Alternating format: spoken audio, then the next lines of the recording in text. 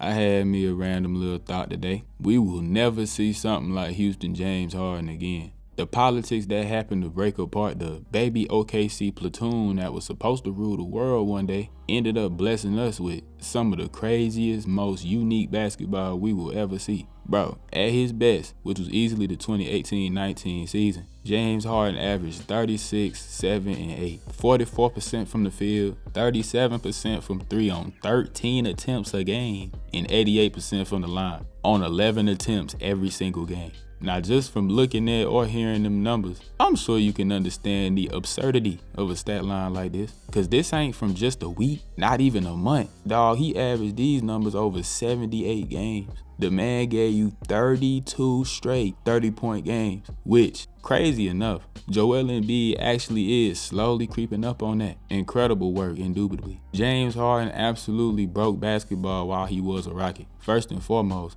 Houston was who I would call the leaders of the straight threes and layups movement, all centered around the ISO, and a lot of pick and roll for sure. Speaking of that though, the real reason in particular I wanted to make this, James Harden is the greatest isolation player of all time. Now, I don't even think that's some controversial statement, but either way, it cannot be denied. The way he would consistently saute defenders with that between the legs size up.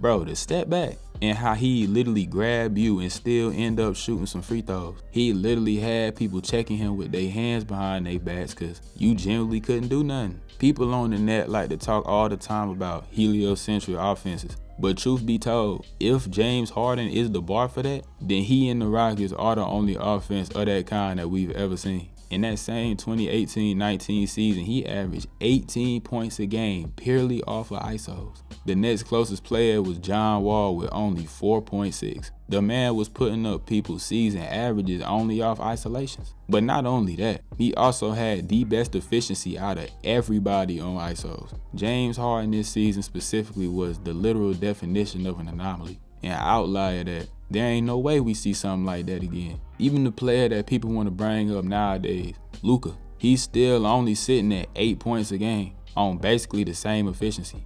Now, I gotta call a spade. For as great as James Harden was that back half of the 2010s, he ain't win nothing. The fact is, the heliocentric style does not work, especially when it's that heavy. Same go for Luka though, he ain't excluded. But what does hurt me personally at least, is that James Harden and the Rockets should have won at least once, bro.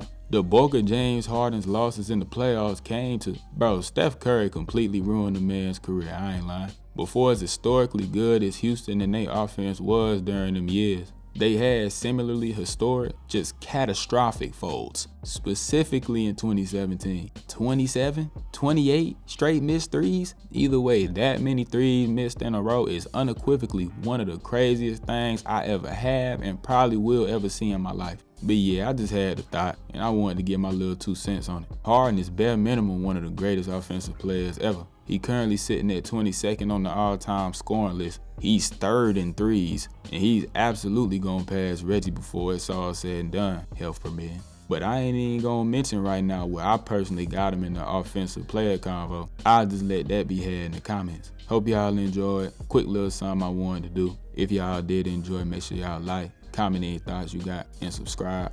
And I'ma see y'all in the next one.